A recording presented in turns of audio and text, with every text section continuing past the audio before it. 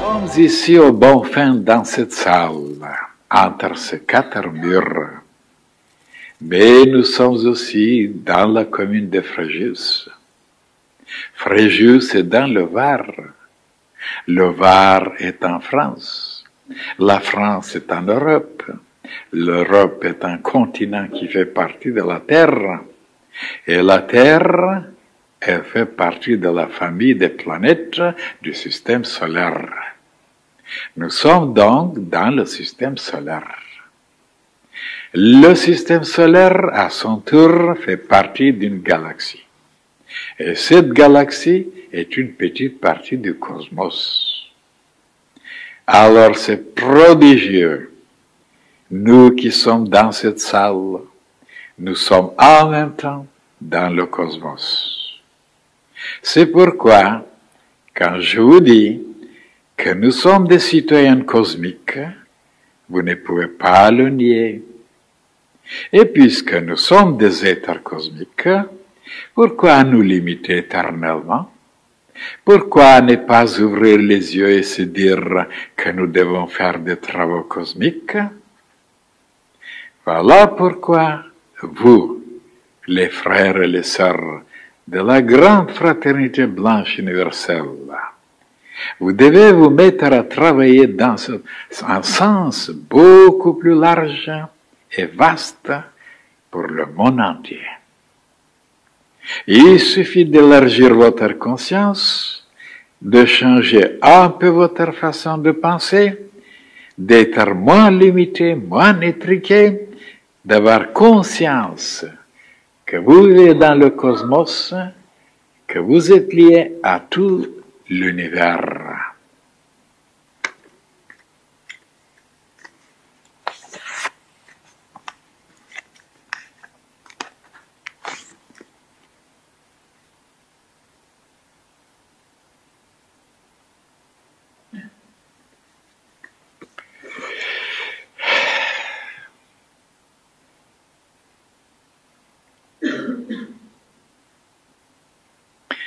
En écoutant cette page, mes chers frères et sœurs, et il y a beaucoup qui trouveront que c'est vrai, c'est juste, on le sait, c'est pas nouveau. Et oui, mais il y a quelque chose derrière qui est d'une importance illimitée. Mais si nous faisons partie de l'univers, c'est que nous sommes en liaison. Est-ce que nous sommes en harmonie? Est-ce que nous sommes en désharmonie? Comment nous recevons ces énergies? Et qu'est-ce que nous donnons à l'univers? Qu'est-ce que nous amenons? Et voilà une question d'une importance incalculable. Et bien vous voyez que personne ne pense. On est tellement occupé de soi-même, on est tellement limité, on fait toutes sortes de choses. Et voilà que ça se reflète sur tout l'univers, sur le cosmos. Et après, ils arrivent du cosmos, des forces, des énergies, des courants, des vibrations. Et on est assommé, on est par terre, on est écrasé. Et on ne sait pas pourquoi c'est comme ça. Parce qu'on était ignorant. On ne savait pas qu'il y avait d'autres choses à côté de lui-même et qu'il agissait sur ce cosmos et que le cosmos était vivant. Il rayonnait, il vibrait, il envoyait, il reflétait. Alors on était ou récompensé, renforcé, embelli, ou alors complètement aplati. Voilà une chose qui manque dans la tête de toute l'humanité. Voilà, quand je lisais cette page, il y en a beaucoup qui... on le sait. Et oui, mais de tirer une conclusion maintenant sur l'importance de cette affaire pour notre avancement, pour notre vie, pour notre épanouissement, pour notre joie ou bonheur. On est comme ça dans l'univers, mais il n'y a aucune relation avec cet univers, avec ce cosmos et nous. Et voilà, Où sont tous les malheurs, tous les inconvénients, toutes les cataclysmes, toutes les perturbations sont là dans cette ignorance de ne pas tenir compte que nous agissons sur tout l'univers et lui aussi il agit sur nous. Alors si nous savons comment nous accorder même, être en harmonie avec ces lois, avec ces forces, ces puissances, on sera comme un poisson dans l'eau. Alors maintenant, comment prendre conscience de cette immensité et que nous sommes une particule et que nous nageons, nous respirons et nous pensons. Alors nous communions donc avec ce grand cosmos. Autrement, si on ne communiait pas, on ne prenait pas ces énergies, cette nourriture, on serait depuis longtemps mort. Et maintenant, puisque nous avons parlé un petit peu du système solaire, que nous sommes maintenant dans le système solaire, j'essayerai quand même de vous dire quelque chose que personne ne pratique, sauf certains frères et sœurs de la grande fraternité blanche universelle. Et qu'est-ce que c'est? Quand on va au lever du soleil, alors qu'est-ce qu'on doit faire maintenant? Et pour bénéficier, pour se changer, se transformer, s'améliorer, se perfectionner. Et il y a une chose à faire, mais alors d'une importance. Il n'y a pas de mesure, il n'y a pas. Puisque nous, les créatures, et nous avons un corps physique, nous avons un corps éthérique, nous avons un corps astral, mental, causal, bouddhique, atmique, des corps alors de toutes sortes de différences. Mais prenons par exemple seulement le corps physique. Qu'est-ce qu'il dit la science au sujet de ces particules, au sujet de ces atomes, ces molécules? Il dit que chaque 7 années, l'organisme est complètement changé, renouvelé. C'est-à-dire, des particules vieilles, anciennes, caduques, sont remplacées par des particules tout à fait neuves. Dans 7 ans. Et oui, mais moi je pose la question. Du moment que l'être humain est complètement renouvelé, pourquoi il a les mêmes habitudes, les mêmes vices, les mêmes faiblesses, les mêmes maladies, les mêmes folies, les mêmes stupidités? Ils ne savent pas à quoi répondre. Alors j'ai dit, je vous répondrai, vous verrez pour quelle raison, malgré les changements des particules, l'homme est même pire qu'avant. Et les preuves sont là. Parce que la science n'a pas trouvé que derrière les particules, dans les cellules, il y avait des empreintes, il y avait des clichés, il y avait des enregistrements. Et dans la matière, vous voyez, vivante.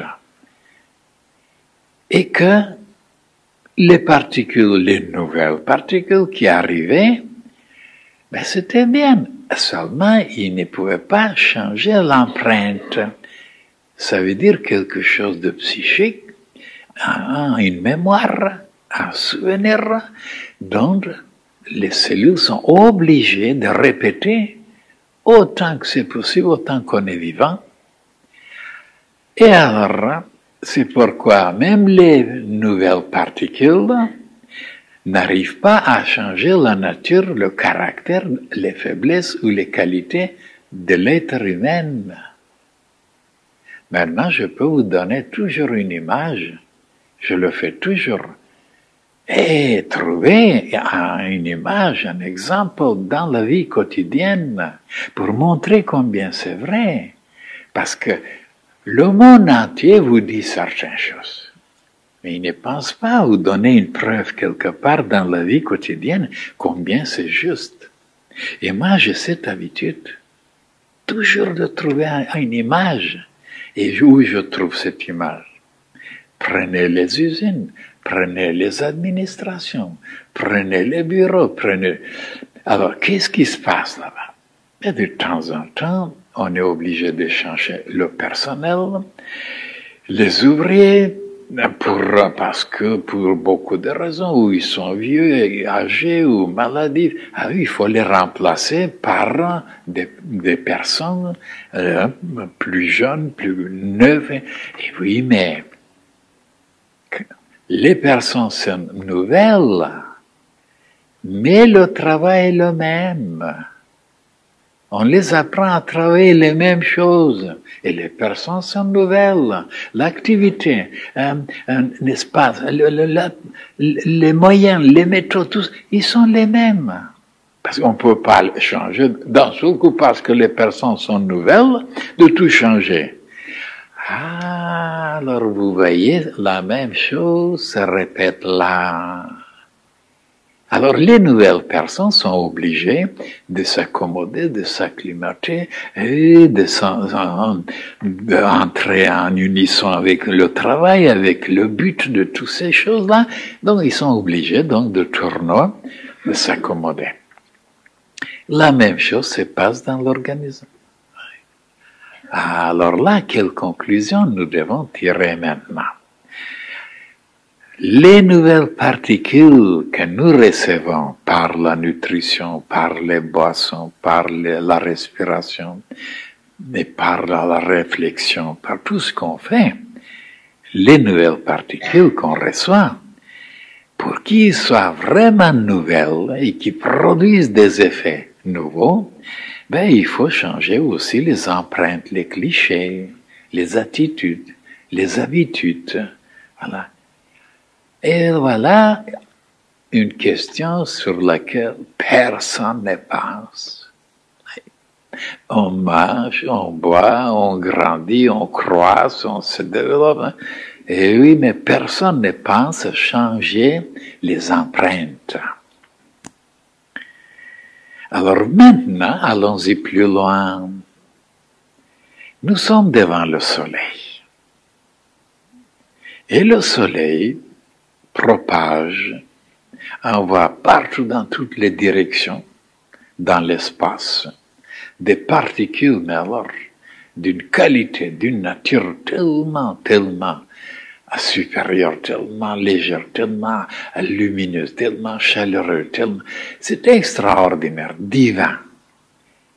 Et oui, mais alors est-ce qu'on peut pas, en regardant le soleil, en pensant sur ces particules qui sont extraordinaires de la nature divine, est-ce qu'on peut pas les prendre et remplacer les vieilles qui sont en dedans de nous, qui sont usées, qui sont moisies, qui sont alors là, tout à fait ternes, noires, et de les rejeter, de les remplacer avec les nouvelles particules qui viennent du soleil.